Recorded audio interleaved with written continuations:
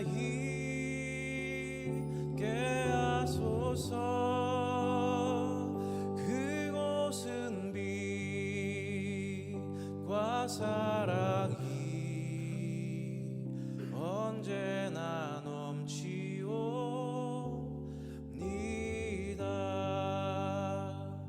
괴로움과 죄가 있는 곳 나 비록 여기 살아도 빛나고 높은 저곳을 날마다 바라봅니다.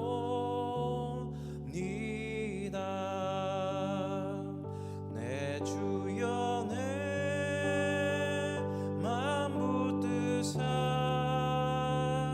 그곳에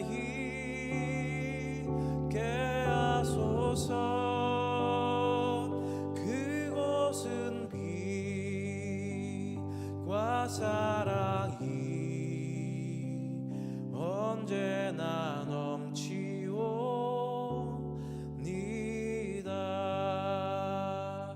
험하고 높은 이 길을 싸우며 나아갑니다. 다시금 기도하오니 내 주여 인도하소서.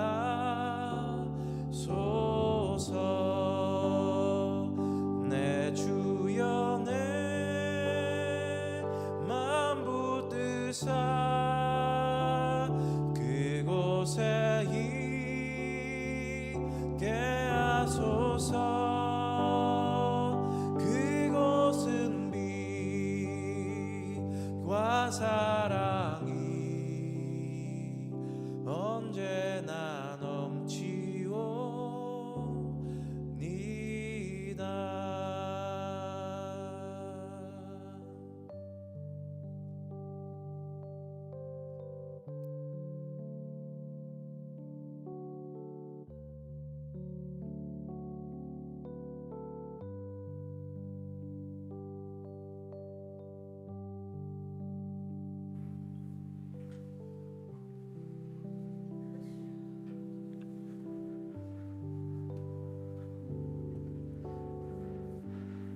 하나님이 우리를 여기까지 인도하셨습니다. 그 이유는 하나님이 새로운 일을 우리 가운데 시작하려고 하시기 때문인 줄로 믿습니다.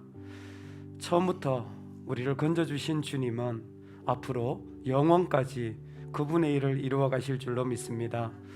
사랑하는 하나님의 백성들이 그 하나님을 기대하며 예배하는 이 시간이 되기를 다 같이 소망합니다. 우리 다 같이 일어나셔서 그 주님을 향하여 우리의 마음과 신앙을 고백하겠습니다. 전능하사 천지를 만드시 하나님 아버지를 내가 믿사오며 그 외아들 우리 주 예수 그리스도를 믿사오니 이는 성령으로 잉태하사 동정녀 마리아에게 나시고 본디오 빌라도에게 고난을 받으사 십자가에 못 박혀 죽으시고 장사한 지 사흘 만에 죽은 자 가운데서 다시 살아나시며 하늘에 오르사 전능하신 하나님 우편에 앉아 계시다가 저리로서 산 자와 죽은 자를 심판하러 오시리라. 성령을 믿사오며 거룩한 공회와 성도가 서로 교통하는 것과 죄를 사하여 주시는 것과 몸이 다시 사는 것과 영원히 사는 것을 믿사옵나이다. 아멘.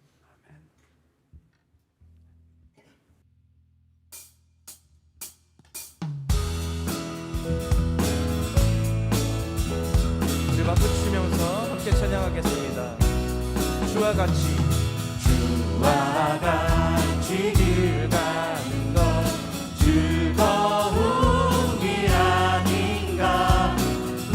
우리 주님 걸어가신 발자취를 밟게 한 걸음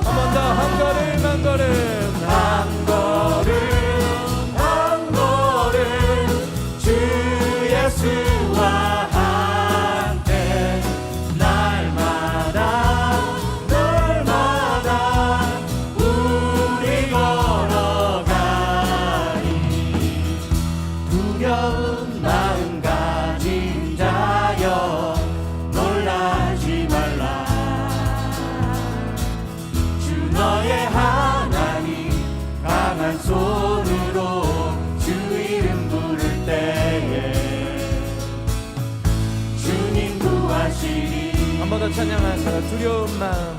두려운 마음 가진 자여 놀라지 말라.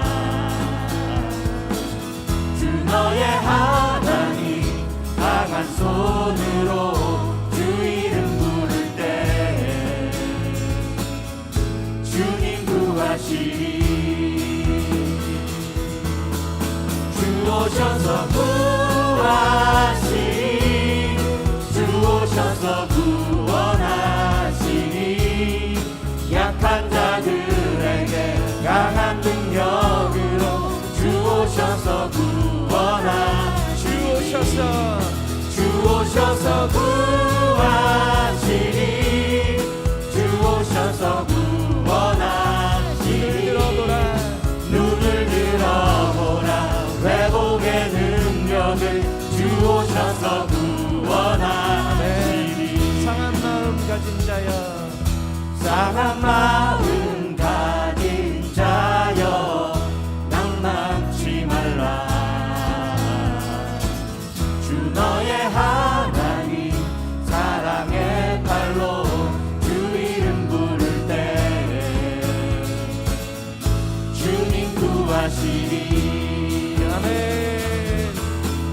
주 오셔서 구하시니 주 오셔서 구원하시니 약한 자들에게 강한 능력으로 주 오셔서 구원하시니 주 오셔서 구하시니 주 오셔서 구원하시니 눈을 들어보라 회복의 능력을 주 오셔서 찬양합시다. 주 오셔서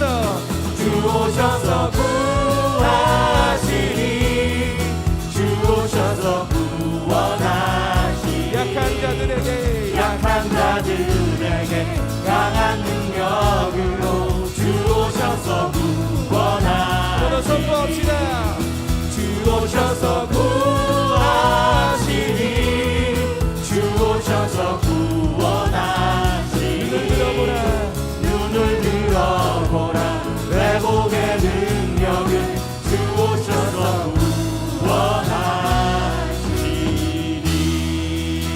할렐루야. 주님께 박수로 영광 돌리겠습니다. 주님 구원하십니다. 주님 우리의 구원자이십니다. 할렐루야. 할렐루야.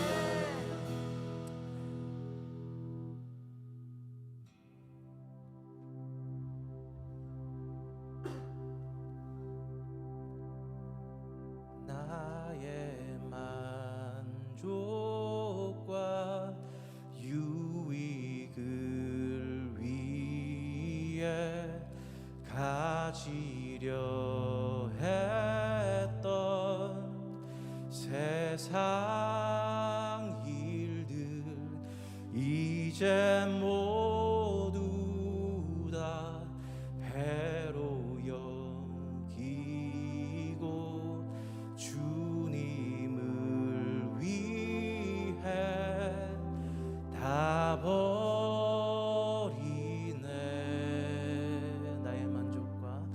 나의 만족과 유익을 위해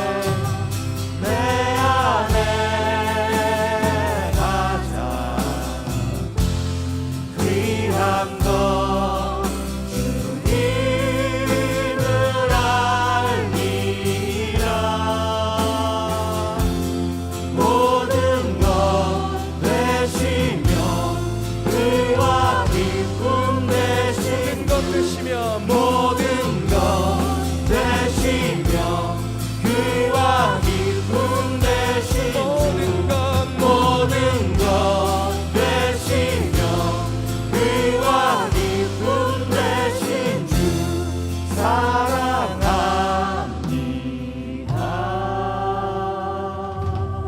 나의 만족과 유익을 위해 가지려 했던 세상 일들 이제 모두 다 해로 여기고 주님을 위해 다 버리네.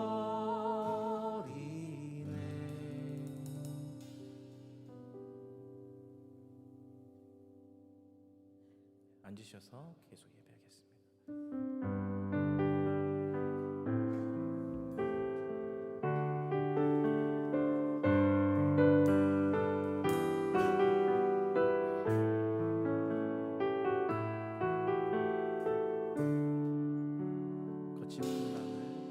거친 풍랑을 잠재울 힘이 내게는 없어.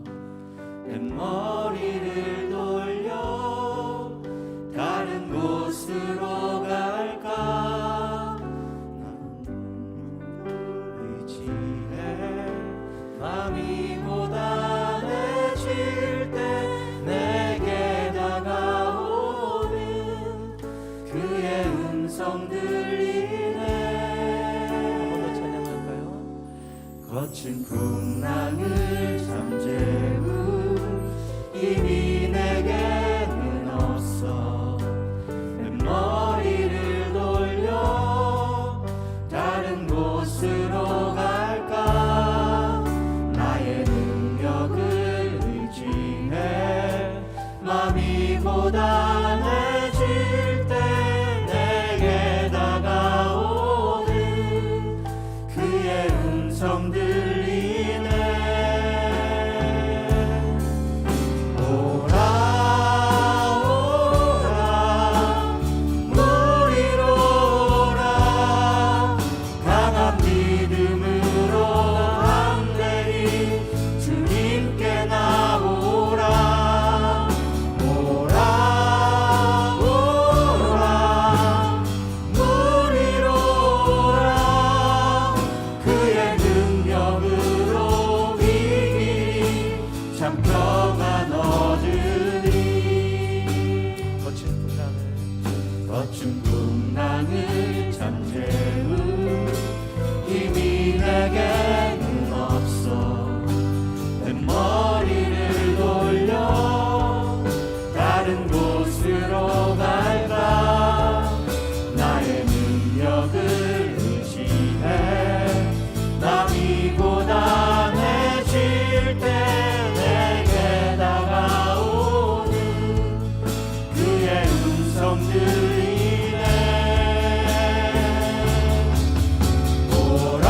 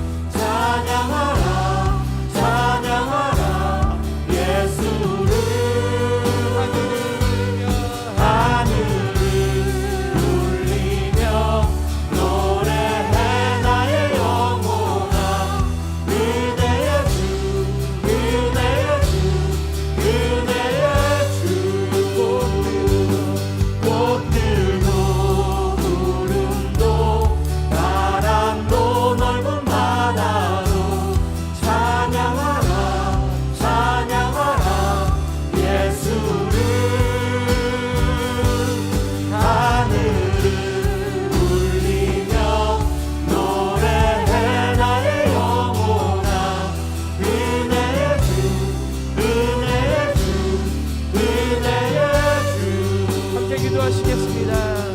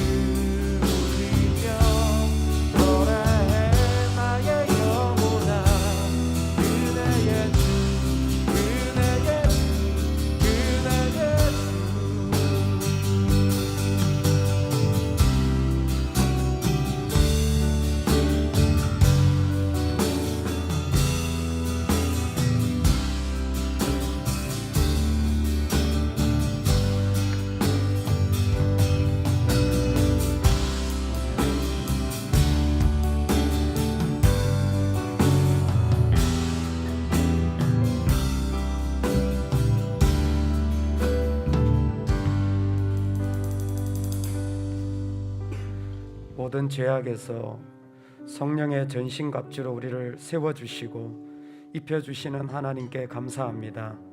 어떤 위험이 오더라도 주님은 우리를 그곳에서 당신의 보혈로 세우시고 살리시는 하나님이십니다.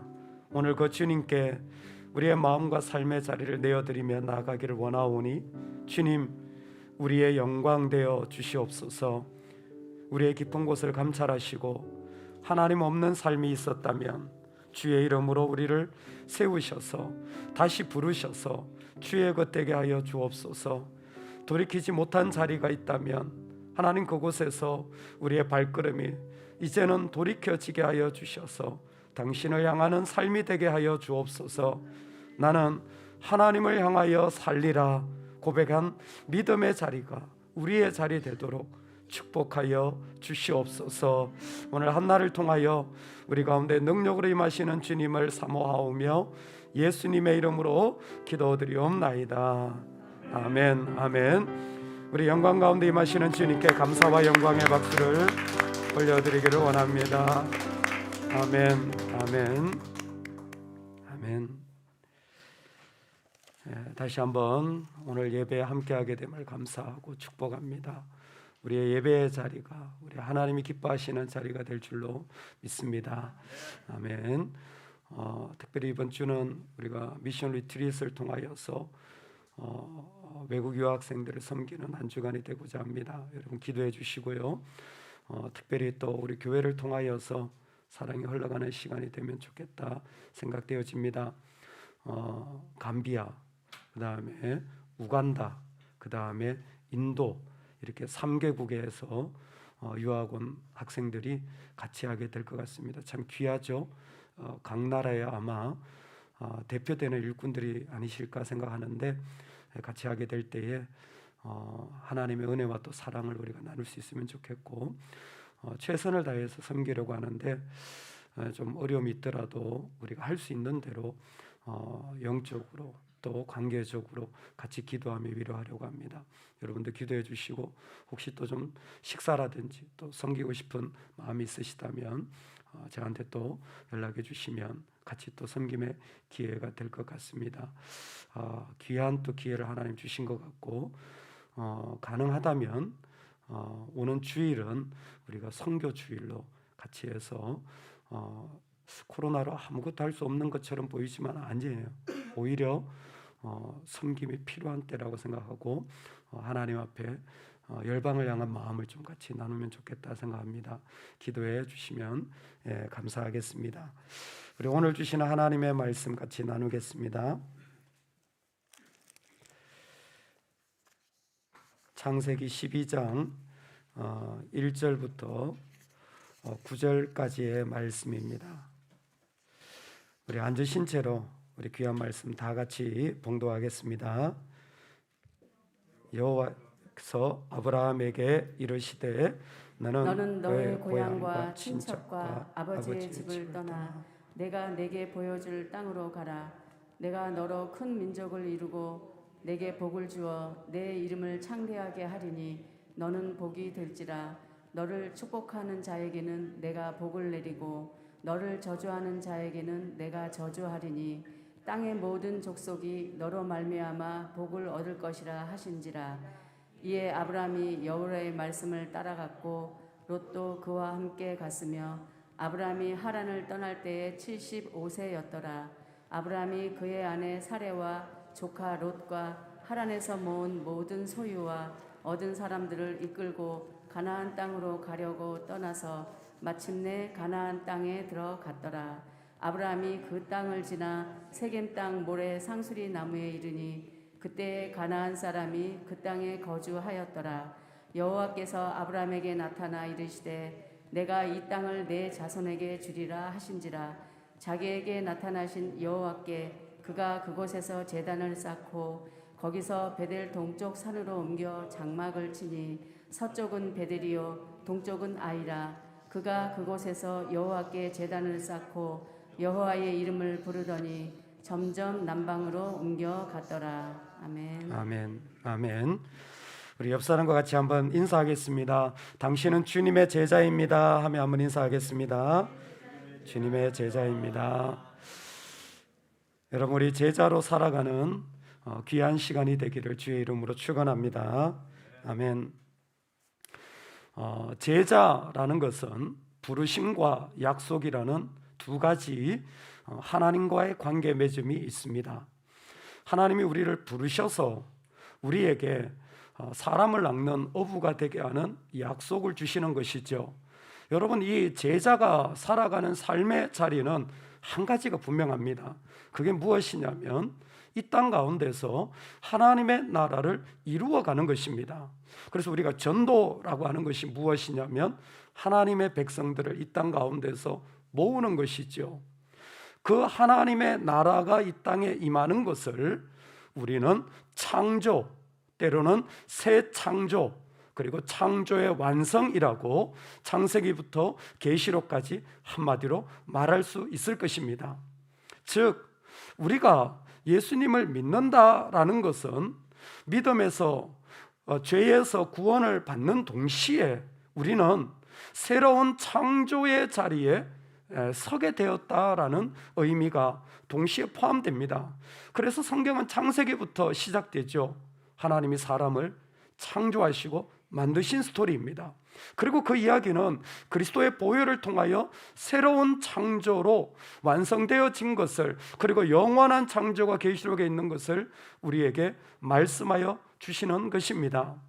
그랬을 때에 창세기에서 창세기 1장의 창조라면 그 창조가 무너지고 새로운 창조를 시작하시는 것이 창세기 12장입니다. 창조가 언제 무너집니까? 노아의 홍수 때문에. 그리고 언제 무너집니까? 바벨탑 때문에. 이전에 가지고 있던 모습들을 죄로 말미암아 무너지게 된 그때에 하나님은 새로운 창조의 시작을 그 가운데 해가기를 원하시는 겁니다. 이 타이밍이 참으로 절묘합니다. 사람들이 가장 악한 바벨탑의 죄악의 자리에 하나님은 오히려 새로운 시작을 하고 계신 것입니다. 여러분, 우리가 가장 어렵고 위기라고 말할 때, 힘듦이라고 말할 때 하나님은 인류의 역사 속에 임하셔서 오히려 그 시간을 자신의 새로운 창조의 자리로 삼으신다라는 것입니다. 유럽 인구의 3분의 1을 죽였던 흑사병이 돌던 스토리입니다. 몽골의 킵차크 칸 국은 흑해 연안에 있는 베네치아의 도시 타나와 제노바의 도시 카파를 공격했습니다. 이 몽골군이 카파를 점령하려고 하는데 유럽이죠. 카파 보위가 길어지자 몽골 군대는 자기 군인들 중에 당시는 몰랐지만 전염병으로 죽은, 나중에 흑사병이라고 불려지는 전염병으로 죽은 병사를 그 카파 도시 안에 투석기를 통해서 죽은 시체를 성 안으로 날려버립니다.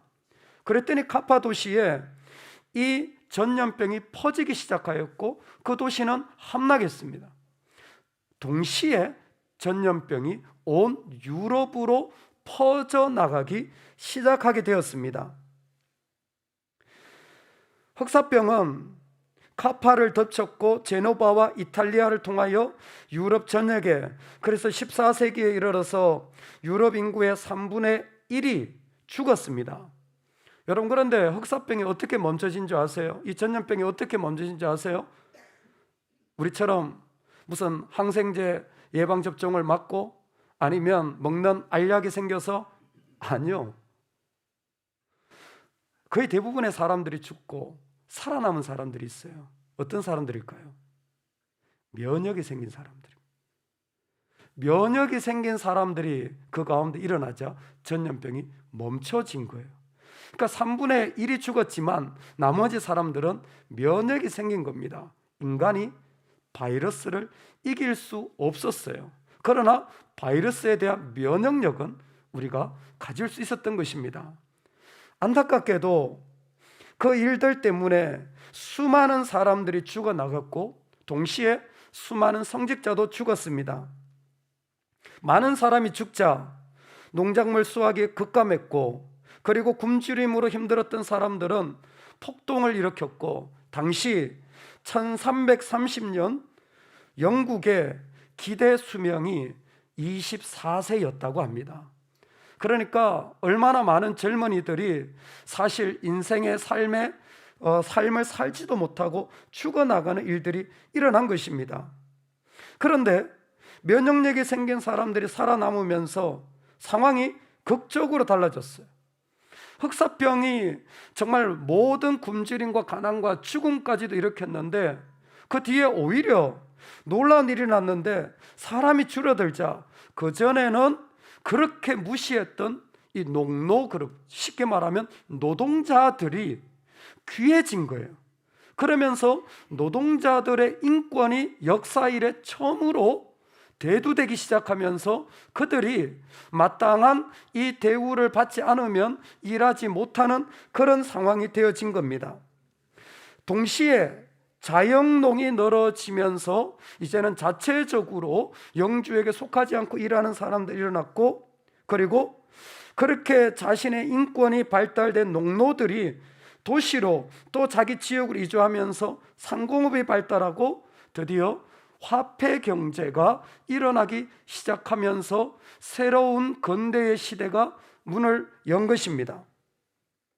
흑사병으로 수많은 종교 지도자들이 죽고, 그냥 성직자들이 없으니까 훈련도 받지 않은 아무나 성직자로 세워서 교회를 이끌겠는데, 그들이 오히려 심각한 영적인 질병을 일으키자 그 일로 말미암아 종교개혁의 단초가 되어지기도 하였던 것입니다.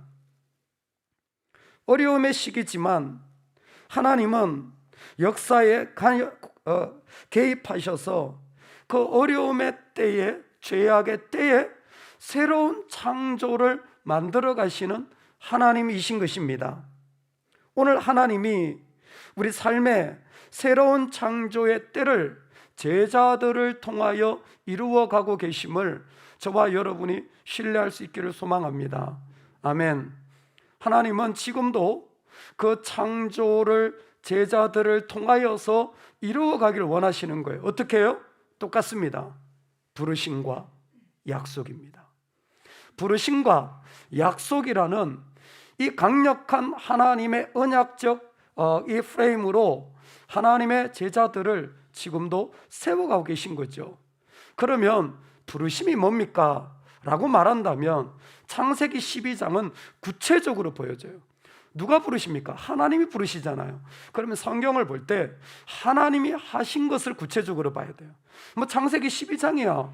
이제는 눈 감고도 알죠. 아브라함이 갈대 우르를 떠났다. 끝. 정리가 간단하죠? 근데 조금 더 구체적으로 필요가 있어요. 하나님이 부르셨다면 하나님이 무슨 일을 하셨는지를 봐야 돼요. 그렇게 보면 12장의 핵심적인 요소가 완전히 달라 보입니다. 어떻게 달라 보일까요? 1절 하나님이 말씀하십니다. 7절 하나님이 나타나십니다. 이게 부르심의 아주 중요한 요소라는 거예요. 즉 하나님이 우리 가운데 뭔가 새 일을 할 때 어떻게 새로운 창조를 하십니까? 첫 번째, 하나님이 말씀하시는 거예요. 두 번째, 하나님이 나타나시는 겁니다.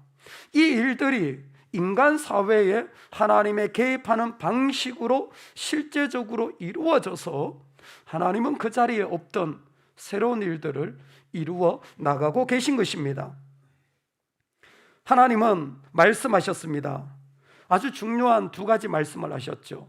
첫 번째는 너의 고향과 친척과 아버지의 집을 떠나라라는 말씀을 하고 계시는 것입니다. 여러분, 떠나시기를 주의 이름으로 축원합니다. 우리 안에 내가 살아가면서 살아갔던 삶의 자리를 여러분 언제든지 떠나보낼 수 있기를 소망합니다. 어떤 것부터? 순서대로입니다. 너의 고향과 땅이죠, 친척과 사람들이죠, 아버지의 집, 부모입니다.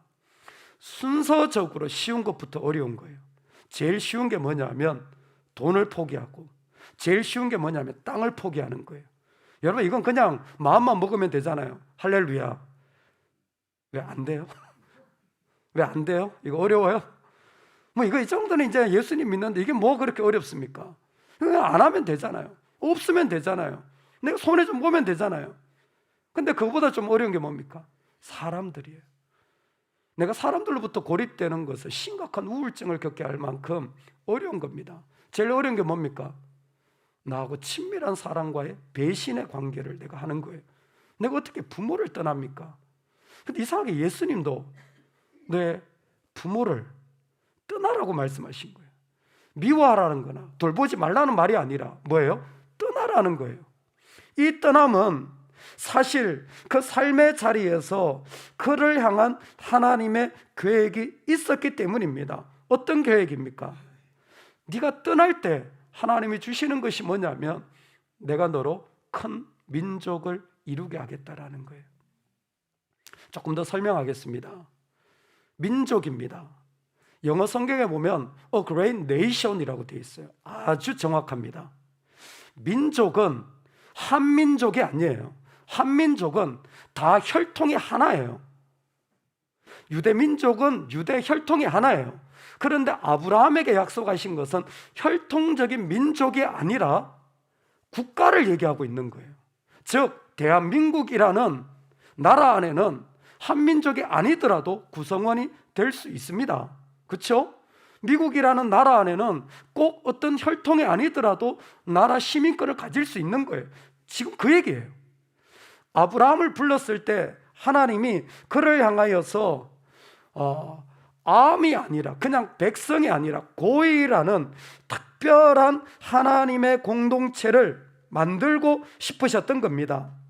우리가 떠날 때에 그것은 내가 가지고 있는 내 관계적인 혈통적인 아니면 내가 속해 있는 사회적인 물질적인 어떤 그런 것이 아니라 그것을 뛰어넘는 또 다른 차원의 하나님의 세계와 공동체를 하나님은 지금도 허락하여 주신다라는 것입니다.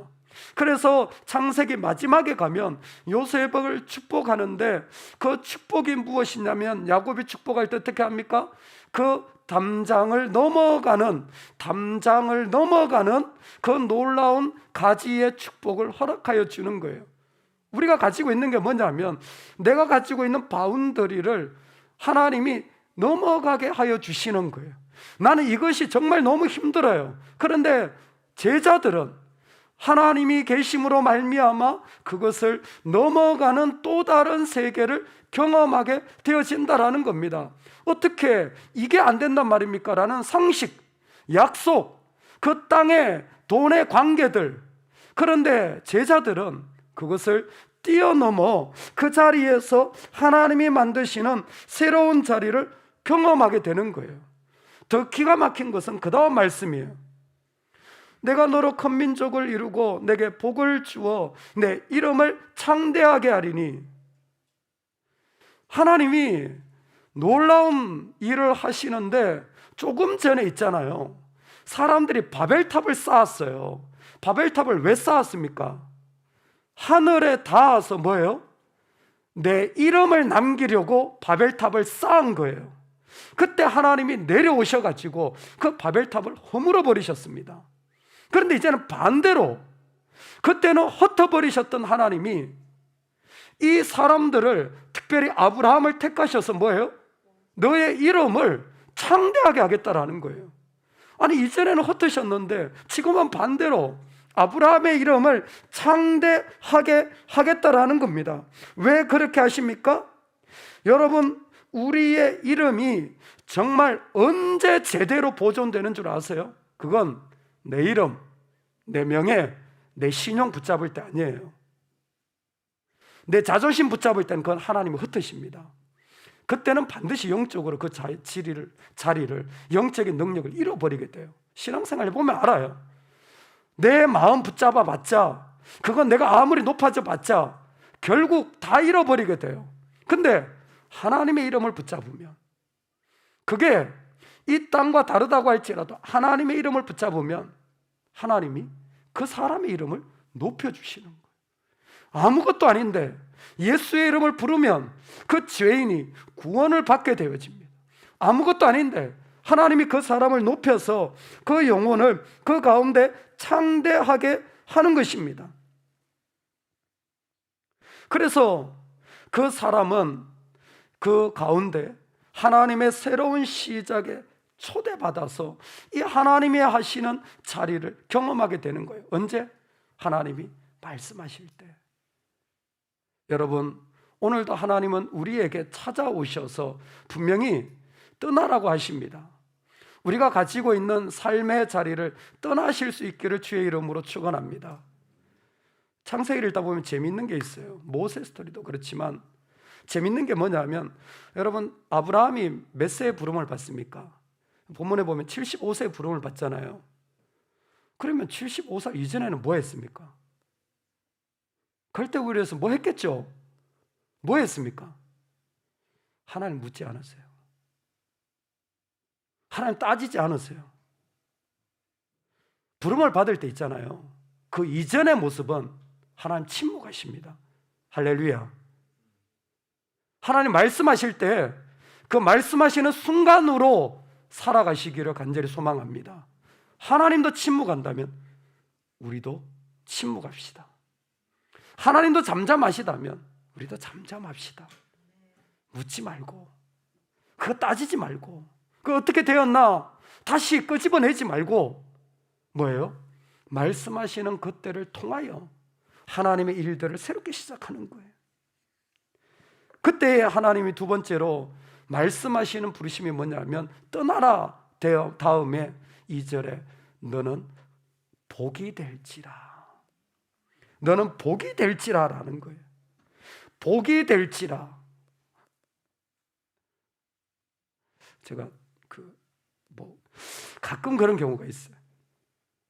특별히 아브라함이 복이 될지라라는 말을 들을 때 이건 축복이에요.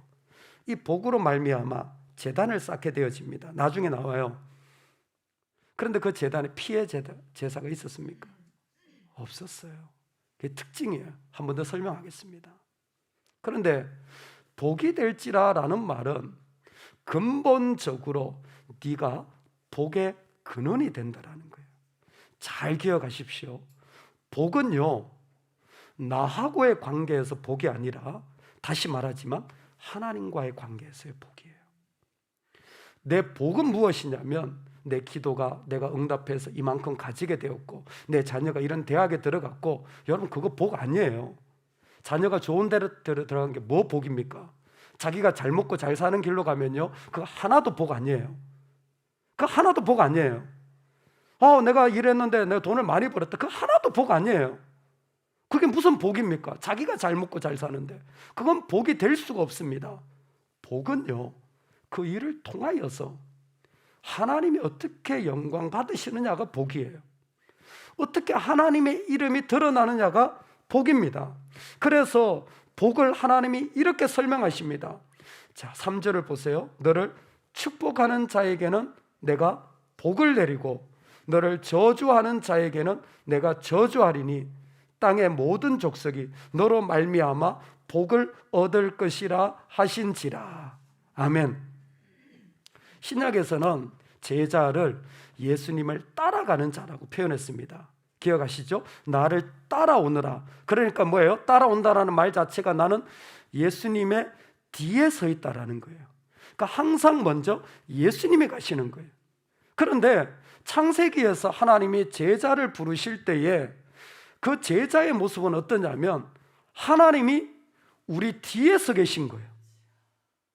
하나님이 우리 뒤에 서 계시고 그 제자를 앞에 세워놓고는 뭐라고 말씀하시냐면 너 와가지고 내 제자한테 축복하면 내가 너한테 축복할게. 뒤에서 네가 와가지고 내 제자를 저주하면 내가 너를 저주할 거야. 지금 하나님이 앞에서 뒤에서 그 사람을 인도하고 있는 방법을 설명하여 주는 거예요. 즉 복이 된다라는 것은 그 사람이 하나님 때문에 축복의 관계를 맺고 하나님 때문에 저주의 관계가 끊어지는 것이 복이라는 겁니다. 이게 1차적인 복의 모습이에요. 우리가 가지고 있는 첫 번째 복이 무엇이냐면 내 뒤에 누가 계세요? 하나님이 서 계신 겁니다. 내 뒤에 하나님이 서 계셔서 누군가 나한테 돌을 던질 때 여러분 하나님은 훨씬 아파하시는 거예요. 훨씬 고통스러워 하시는 거예요. 그리고 누군가 나를 축복해 줄 때 뭐예요? 하나님은 훨씬 기뻐하시는 거예요. 그러니까 인자에게 그 소자에게 냉수 한 그릇을 줄 때에 그것은 나에게 한 것이라고 하신 말씀이 의미가 있습니다. 왜요? 하나님이 그것을 받으시기 때문인 거예요. 이 말은 다른 말로 하면 오늘 우리 가운데 하나님이 함께 계셔서 그 사람을 축복의 길로 인도하실 거라는 거예요. 동시에 여러분 축복하는 자에게 복을 주시는 하나님, 즉 복을 주고 싶으신 것 같아요. 왜 그러냐면 축복하는 자는 복수입니다. 많아요. 많은 사람들이 아브라함에게 축복하러 오면 하나님 많은 복을 주실 거예요. 근데 저주하는 자는 한 사람이에요. 한 사람이에요. 여러분 어떠십니까? 한 사람 때문에 복을 잃어버리시겠습니까?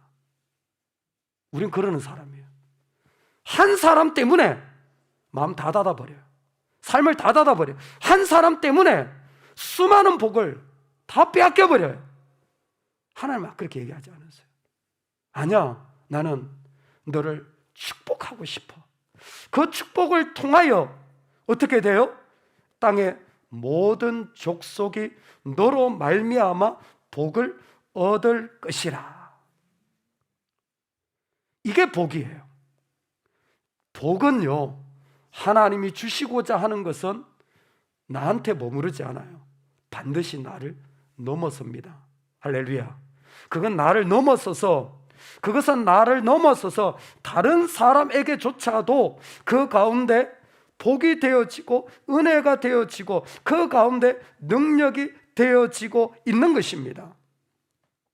그래서 신약에서는 아브라함에게 복음을 전하되 모든 이방인이 너로 말미암아 복을 받으리라 하였느니라고 갈라디아서에서 다시 설명하고 있어요.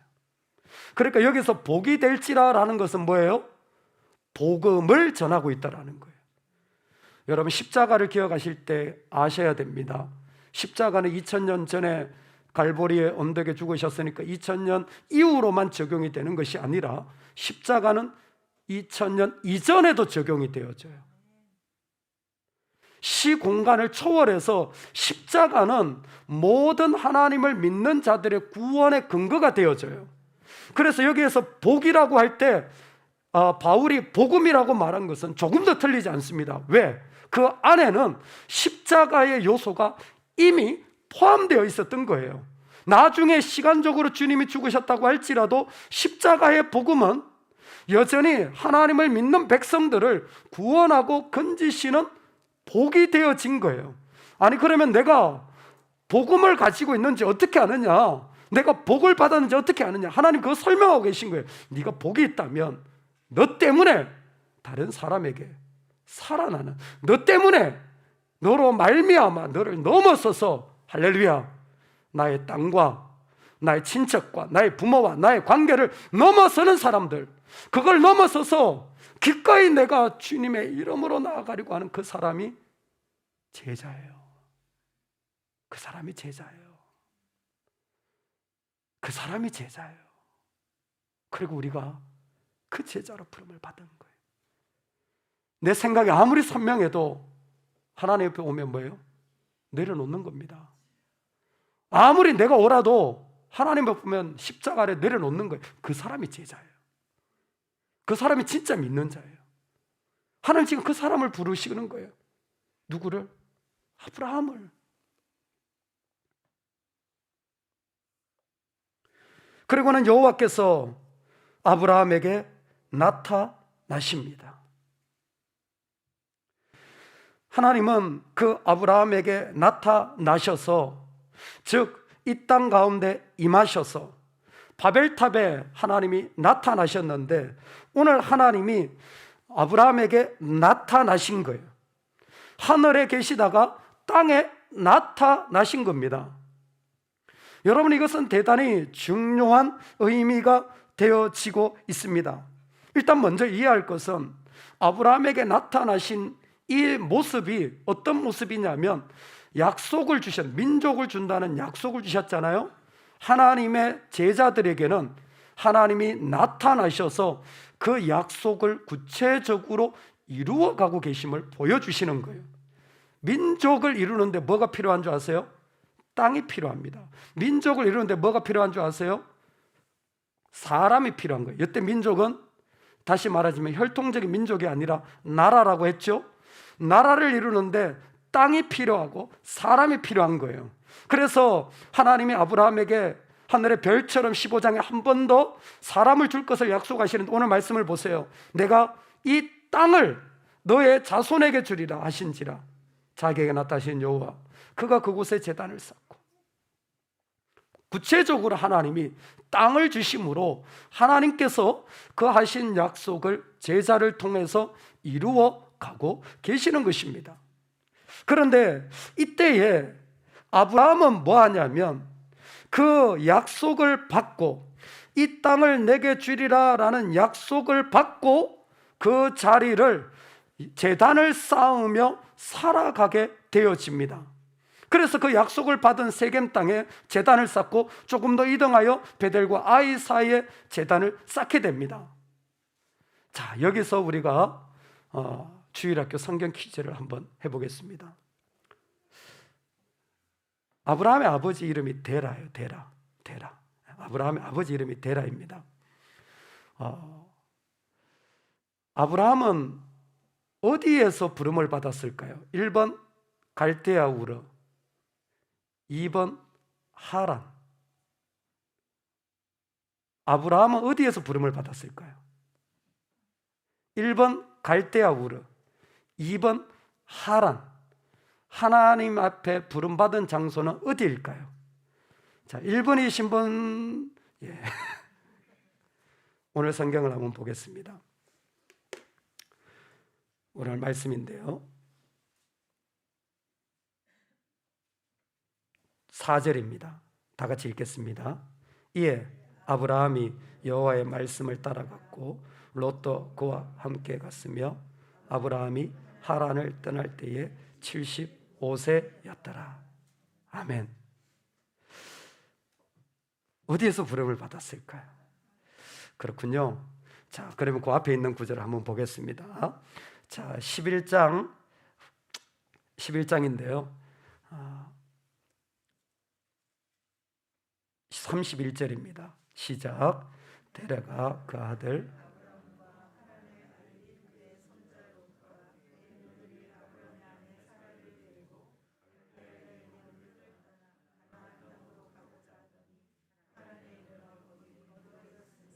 아멘. 자, 12장에서 보면 어디를 아브라함이 떠났냐면 하란을 떠났어요. 그러면 갈대아 우르 아닙니까? 갈대아 우르에서 떠날 때는 누가 떠나자고 했냐면, 누가 떠나자고 했어요? 아버지 데라가 떠나자 그런 거예요. 성경에 그렇게 되어 있어요. 데라가 갈대아 우르를 떠나 가나안 땅으로 가고자 하더니, 이건 아버지의 뜻이라는 거예요. 이렇게만 생각하시면 유치부를 제대로 못 다닌 거예요. 유치부를 제대로 못 다닌 거예요. 왜?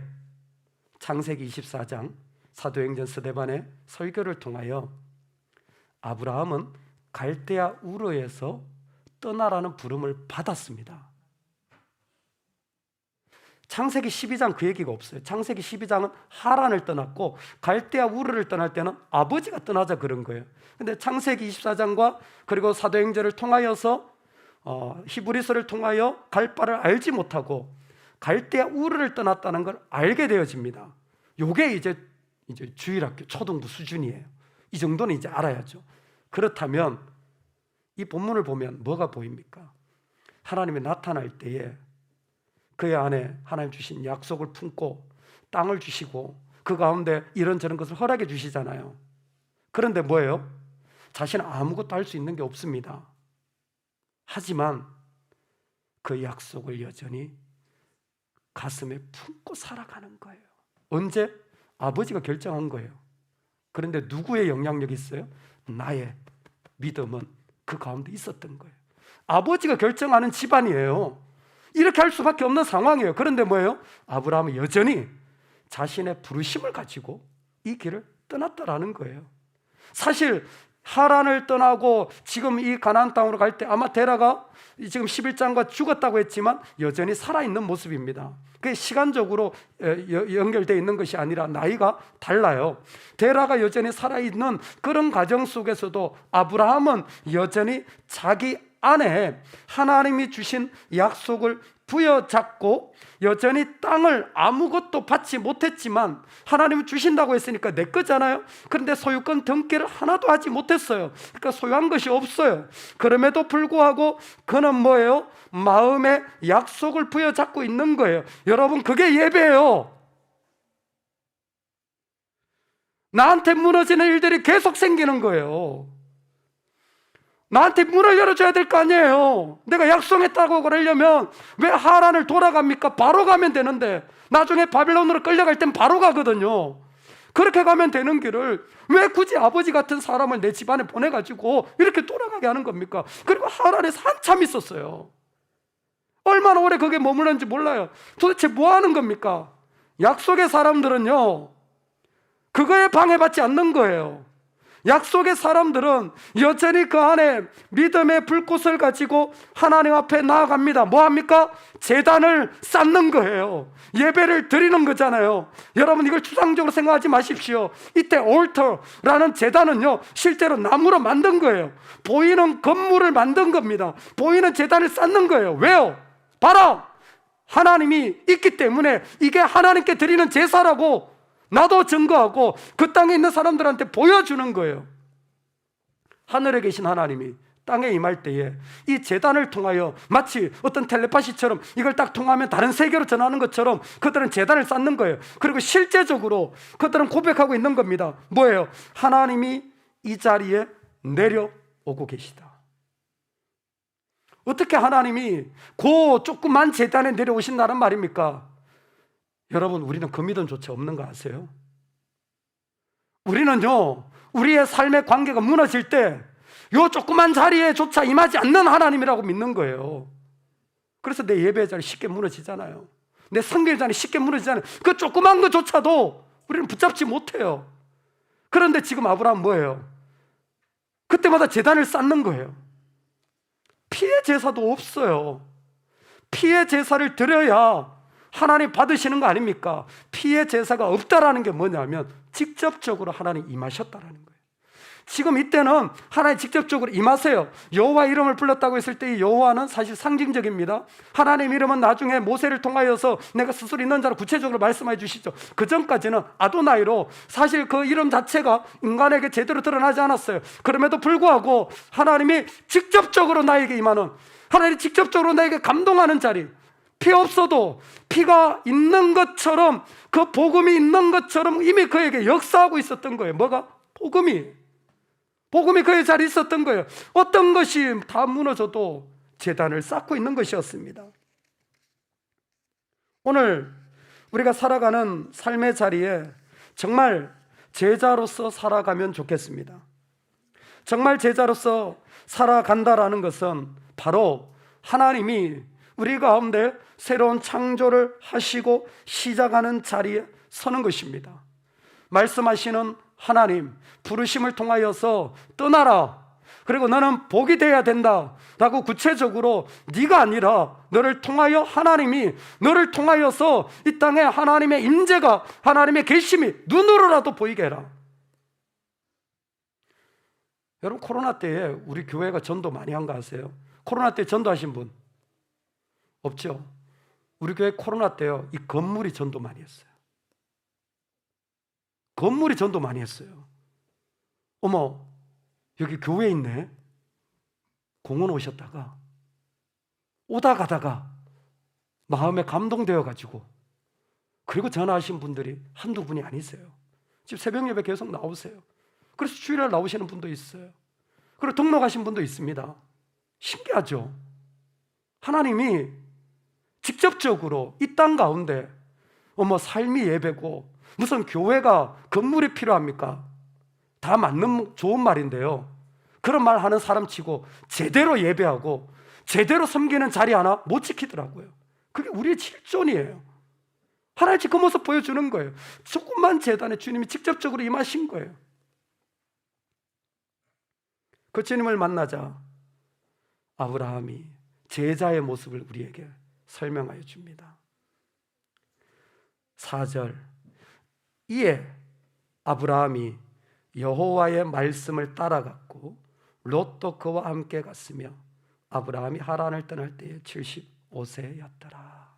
아멘.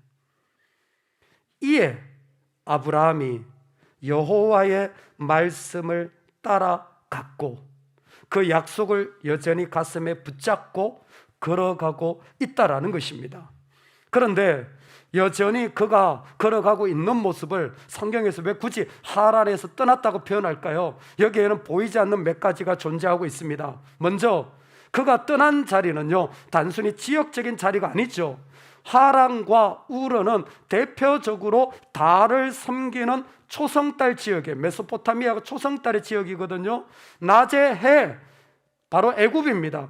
해를 섬기는 민족이에요. 밤의 달, 바로 바벨론 지역을 말하는 거예요. 낮의 해와 밤의 달이 너를 삼지 못하리. 두 민족 사이에 끼는 이스라엘의 모습이잖아요. 즉 그가 하란을 떠났다라는 것은 달의 신을 떠났다는 거예요. 달의 신 이름이 뭐냐면 신이에요. S-I-N. 달의 신 이름이 뭐냐면 신이에요. 실제로 그 신을 떠난 거예요. 학자들은 아브라함의 아내 이름인 사레가 달의 신인 아내의 이름과 대단히 유사하다고 말합니다. 즉 사레라는 이름도 갈대아 우르에 있을 때 자기의 숭배하는 신의 모습을 쫓아서 이름 지어졌던 것 같습니다. 즉 75년 동안 뭘 했는지 모르지만 그들에게는 그들이 섬기던 신이 있었어요. 재밌는 건 이 달의 신, 별의 신을 섬기는 자들은 그냥 달신, 별신 이런 것이 아니라 별마다 이름이 다 따로 있는 신을 섬겼다고 합니다. 화성, 목성, 금성, 그리고 북두칠성, 다 남쪽, 동쪽, 서쪽 다 신이 다 따로 있었어요. 보니까 엘린, 엔키, 아누, 니누라타, 네르갈 신마다 다 있어요. 참 성경이 재밌죠. 그렇게 신마다 다 있던 그런 별마다 다 신을 섬겼던 사람을 불러다가 하나님이 하늘을 봐라. 내가 너의 자손을 저 하늘의 별같이 네가 섬겼던 모든 우상들을 이겨버린 그 자리에 하나님의 약속이 임할 것을 말씀하여 주시는 것도 참 흥미롭습니다. 그가 떠났다라는 것은 그가 의지했던 신을 버리는 행위였습니다. 무엇보다 그가 하란을 우르를 떠났다라는 것은 평생 동안 살아왔던 동경생활 정착민으로서의 생활을 떠나고 완전히 다른 유목민으로 살아가야 하는 삶의 자리로 들어간 것을 말하고 있는 것입니다. 너희가 회개하고 돌이켜 너희 죄 없이 함을 받으라. 너희는 아브라함에게 모든 족속이 너의 씨로 말미암아 복을 받을 것이라 하였는데 하나님이 그 종을 세워 복 주시려고 너희에게 먼저 보내사. 아브라함에게 일어났던 일은 회개함이었습니다. 그의 자리에 신을 포기하고 평생을 숨기던 삶의 습관을 버리고 하나님께로 돌이킨 것이었습니다. 오늘 우리에게 일어나는 하나님이 역사하시는 삶의 자리에 바로 이 일이 일어나기를 주의 이름으로 축원합니다. 여러분, 이제는 제자로 살아가면 좋겠습니다. 제자는 자기가 살던 신을 버리고 습관을 버리고 돌이켜서 하나님을 향하여 걸어가기 시작하는 자입니다. 동시에 그 제자의 또 다른 특징이 있다면 그는 생생하게 살아있는 삶을 살아간다라는 것입니다. 오늘 첫 번째로 언급된 그가 제단을 쌓은 땅인 세겜 땅은 특별히 같이 나누고 싶습니다. 세겜 땅은 마을 자체가 셰켐이라는 에발산과 그리심산, 축복과 저주산 사이에 있는 땅이에요. 양쪽 산이 높아서 두 어깨 사이에 있다라는 표현이 붙여집니다. 셰켐이라는 말이 어깨라는 말과 동일해요. 그런데 이 말이 어디에서 기원됐냐면 이스라엘 백성들은 그 더운 때에서 물건을 옮기려고 하면 반드시 물건을 당나귀 위에, 당나귀 어깨 위에다 옮겨 놓는 거예요. 아침에 정말 좀 시원할 때 떠나가지고 최대한 멀리 가서 그 저녁 추워지기 전에 그들이 옮겨가는 것이 목적인 거예요. 그렇게 매일을 살아가는 삶의 자리를 그들에게 예배, 제단을 세우는 자리로 세운 것입니다. 세겜 땅이라는 이름 자체가 그들의 삶의 습관과 전혀 떨어지지 않았어요. 그런데 사실 셰켐이라는 말에서 볼 수 있듯이 무엇이든지 다 의미 있는 것은 아닙니다. 애들을 키울 때 제일 애들이 하는 말 중에 무서운 말이 뭐냐면 아빠 심심해. 그러면 막 어떻게 해야 될지 몰라요. 아빠 심심해. 뭐라도 해야 돼. 심심해. 뭐라도 해야 되잖아요. 여러분 그거 아세요? 어른들도 심심해요. 표현이 달라서 그렇지 인생에 재미가 하나도 없어요. 즐거움이 없어요. 남편 밥을 해줘도 기쁘지가 않고 놀렐루야. 직장에 나가도 즐거움이 별로 없어요. 돈을 벌어도 이젠 그게 재미가 없어. 애를 키워도 기쁘지가 않아. 점점 인생은요 재미가 없어져요. 재미가 없어지는 사람들이 살아가는 삶에 뭐 하냐면 자꾸 재미있는 걸 기다려요. 재미있는 걸 기다려요. 그러다 보니까 자연스럽게 진짜 인생이 지루하게 느껴지는 사람일수록 충동이 조절이 안 돼요. 왜? 그거라도 내가 누려야 되니까. 그리고 뭔가 내가 자극받는 것들을 자꾸 의지하게 돼요. 술을 한 번 마시던 걸 두 번 마시고, 성질을 한 번 내던 걸 두 번 내고, 못된 짓 했던 걸 한 번 하는 걸 두 번 하고, 결국 어떻게 됩니까? 아무리 다 알아도 재미없고요, 아무리 다 성공해도 재미없고, 결국 마귀에게 자기 영혼을 팔아버려요. 그게 바로 괴테의 파우스트라는 책에 나오는 스토리입니다. 자기 영혼을 팔아버려요. 자기 영혼을 팔아도 결국 그 지루함은 끝나지 않아요. 파우스트 컴플렉스라는 거예요. 인생에 재미가 없어. 즐거움이 없어요. 처음엔 좀 재미있었는데 익숙해지면 재미가 없습니다. 두 번째, 내가 열심히 했는데 그만큼 보상이 안 오면 재미가 없어요. 좀 운동을 하면 땀이 나면 재미있는데, 사람들하고 만나면 말이 통하면 재미있는데 만나도 안 통해. 그러면 지루해지는 거예요. 그만큼 했는데 결과가 안 나와. 그러면 재미없어요. 그 재미없는 삶을 여전히 이스라엘 백성도 똑같이 살아간 거예요. 아침부터 저녁까지 짐을 지고 가는 게 뭐 재밌어요? 그 무거운 걸 어깨에 메고 가는 게 뭐 즐겁습니까? 그런데 뭐예요? 그걸 부지런히 하는 사람들이 있어요. 그걸 부지런히 하는 사람들이 있어요. 하시켐이라는 말이에요. 셰켐인데 하시켐 하는 사람들이 있어요. 부지런하게 하는 사람들이 있어요. 누가? 제자들. 예레미야가 23년 동안 말씀을 전해요. 기뚱으로도 안 들어요. 어떻게 이렇게까지 마음을 열지 않지?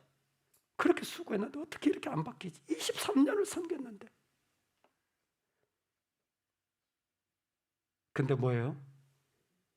부지런히 그 일을 하는 거예요. 부지런히 그 일을 하는 거예요. 왜요? 우리 선포합시다. 저를 따라서 해보겠습니다. 나는 나의 마음을 정하였습니다. 내 마음을 정했기 때문이에요. 그래서 내 인생의 새로움은 어디서 오냐면 하나님께로부터 오는 거예요. 하나님이여 내 마음을 정하였사오니 내가 노래하며 내 심령으로 찬양하리로다. 비파야 수고마 깰지어다. 내가 새벽을 깨우리로다. 태양만 떠오르면 이 사람들은 부지런히 살아가요. 태양만 들어오면 짐을 지고 나가는 일을 하는 게 아니라 태양만 들어오면 부지런히, 무슨 부지런히? 내 마음을 하나님께로 정한 거예요. 내 마음을 하나님께로 부지런히 정한 거예요. 똑같이 짐 나르고 똑같이 순전히 일하고 똑같이 어떤 사람 팔고 어떤 사람은 그거 하세요. 근데 뭐야? 매일 부지런히 그 마음을 하나님께 정한 거예요. 여러분 그러고 계십니까? 그랬더니 태양이 떠오를 때마다 그는 지루한 게 아니라 날마다 새로운 은혜와 찬송을 경험하는 거예요. 날마다 새로운 그 가운데 부어지는 그 신기한 기쁨들을 누리는 거예요.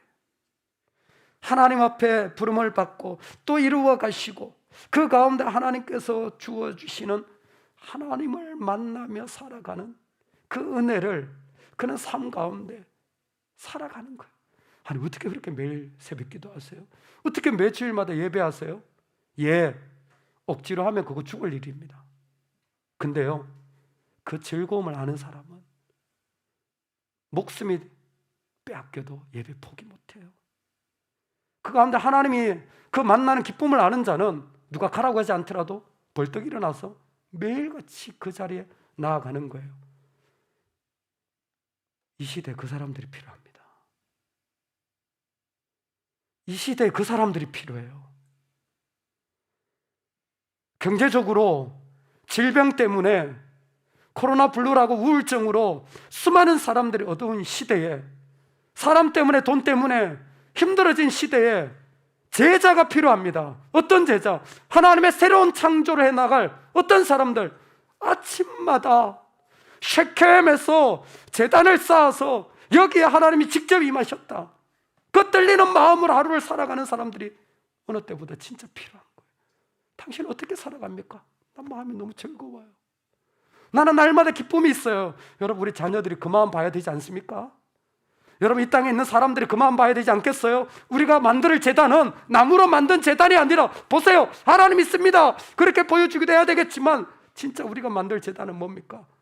내 영혼에 날마다 마음을 정하여서 그 주님으로 또 감사하고 또 주신 은혜가 기대되고 또 소망을 품는 그 마음, 여러분 그게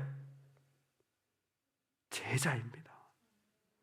우리 그런 삶을 살아가는 은혜가 저와 여러분에게 가득하기를 주의 이름으로 축원합니다. 아멘. 하나님 아버지, 우리를 어둠의 시대에, 흑사병 같은 시대에 부르셨습니다. 그리고 그것 때문에 파생되어진 수많은 어려움과 관계들이 있습니다. 그런데 하나님은 그 속에서 새로운 창조를 분명히 해나가고 계신 것을 믿습니다. 하나님이 창조하시는 분이시기 때문에 그렇습니다. 그리고 내가 받은 복음은 지금도 모든 어둠을 깨트리고 살리기에 충분한 줄로 믿습니다. 오 하나님, 이 땅을 살아갈 때에 우리의 마음에 이 고백과 은혜가 가득하게 하여 주옵소서. 예수님의 이름으로 기도드리옵나이다. 아멘.